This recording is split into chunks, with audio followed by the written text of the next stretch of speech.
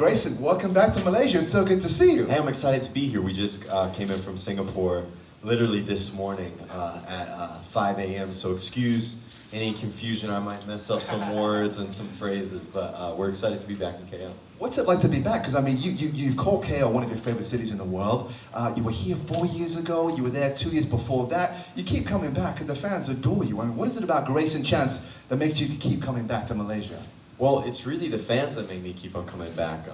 You know, I probably would be coming here for vacation if it wasn't if it wasn't for them, and now I get to come for work as they buy the CD and they come out to the show. So, you know, this is I've been gone a bit away from music, and this was a return back for me. I didn't know how Asia was going to respond to this EP, and Malaysia to it, how the fans were going to respond. So we were super excited to see everyone liking the music, and we're back here. We're going to work. We're going to play some shows and shake some hands and do the whole thing. We're excited to do it. Just out of curiosity, I mean, what does an 18-year-old from Oklahoma pack in his suitcase before coming to a different side of the country? I mean, obviously mosquito repellents, probably some sunblock or something, but what do you put in your pack in your suitcase? And some Tabasco. You can't forget the Tabasco. We got plenty of that here. Yeah, you guys do okay with the spice, I think. You know, the Malaysians are good at being like, oh yeah, you know, it's just a little bit spicy, and then I eat something, I'm trying to drag my tongue on the floor because I'm not used to it.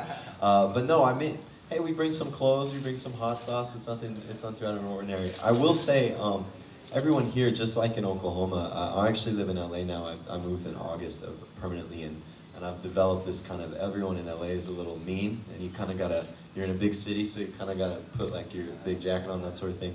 I went back to Oklahoma before I came here, and I said, okay, I got nice again. Yeah.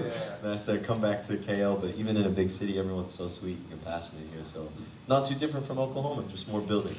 There were so many people that keep, are you sick of people saying the same thing over and over again? Like, wow, Greyson, you've grown up, your voice has grown deeper, but that's essentially what happens to everyone when you grow up. But I mean, because you were in the public eye from such a young age, and now you're coming back and you've changed completely. I mean, you were a lot shorter than me the last time I saw you. Do you know what I mean? I like, people have been asking, they say, how did you get so tall? And I'm like, well, we went to an island off a country, got some steroids in me, and just boosted up.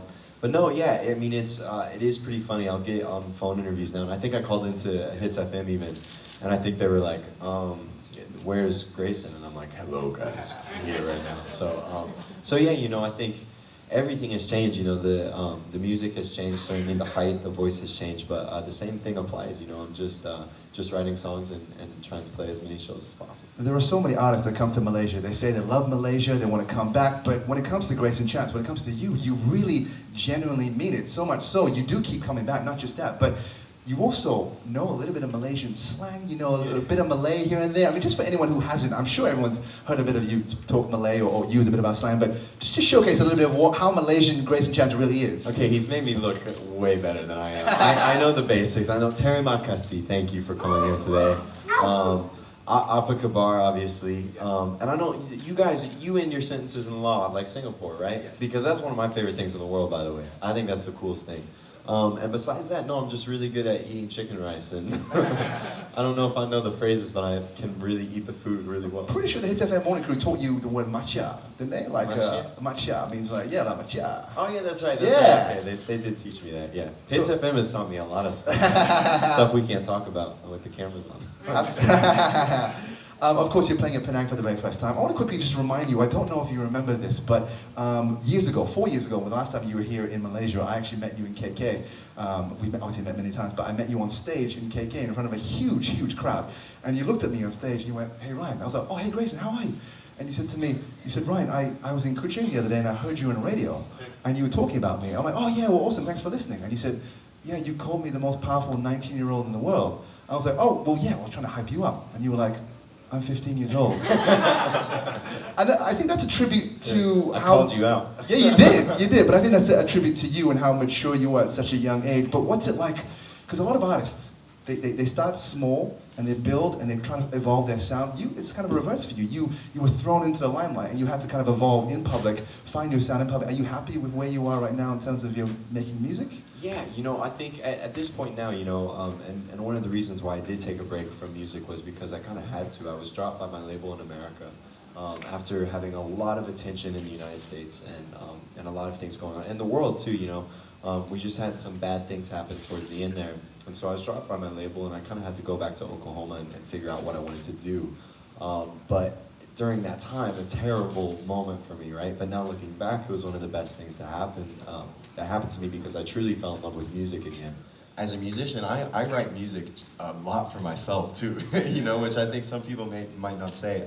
I love seeing the fans interact with it and connect with it.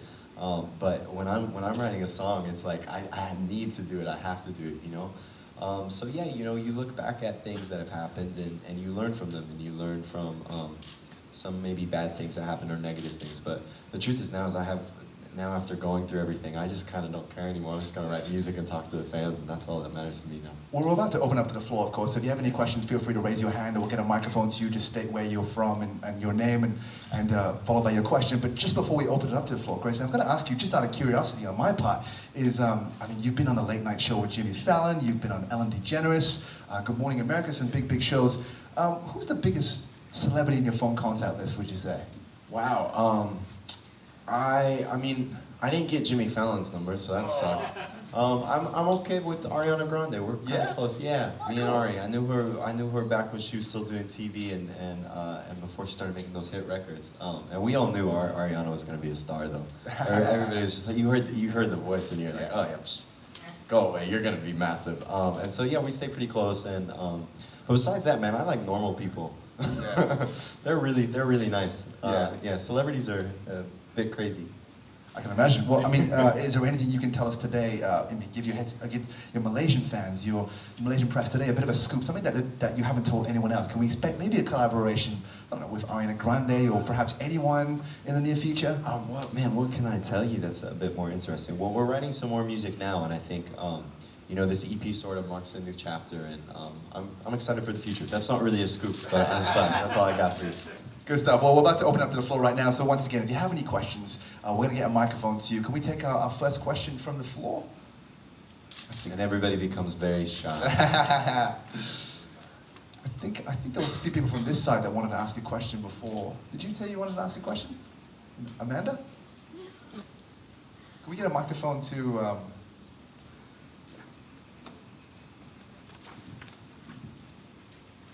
Hi, Hey, how are you? So, you've been here since today morning. What's the most exciting thing you've done so far? Wow, I've seen 2 hotel rooms so far. Well, we got into Singapore, and I think, I don't know, I really, my favorite thing about coming, kind of to this part of the world and to Singapore, Malaysia, and all these different countries is I get to experience so much culture. And what's cool about Malaysia too is like what a melting pot KL is as well. It's so many different people coming from so many backgrounds. So what's the coolest thing I've done so far? Again, Ryan knows I'm a foodie. I've eaten a lot of food. How is it transitioning from being a child star to now an adult artist? The fans also still following you, the same fans that were your fans when you were a child star? Or are you getting a whole bunch of new fans as well as your music as well? Yeah, I think it's a mixture. In regards to the fans, we played some shows in the States actually, and even here too. I'm starting to notice it as well, and I'm starting to see familiar faces. And I'm saying, wait, didn't I see you a couple of years back? And they said, well, yeah, I went to this signing or this signing, and so everyone has kind of grown up with me. But I do think we have some new fans coming as well. And the transition process, it was extremely nerve-wracking. I was really nervous how people were going to respond to the EP and if they were going to like it, if they weren't going to like it, and but I just, we put it all into the music, and worst comes to worst, I can go back to Oklahoma and start working a construction job. So, all right. It's gonna sound so random, but what song describes your mood right now? Wow. I wanted to say something really emo to get out of the crowd. Man, let me think about that. What was I listening to even on the plane today? What describes my mood? I've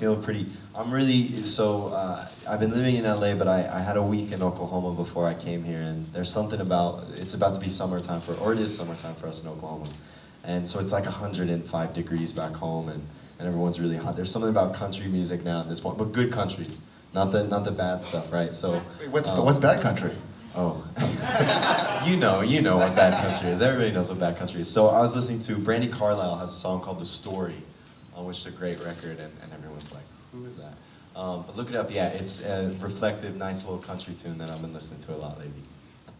What have you learned in the past that you're applying to your career at the moment? Wow, that's a good question.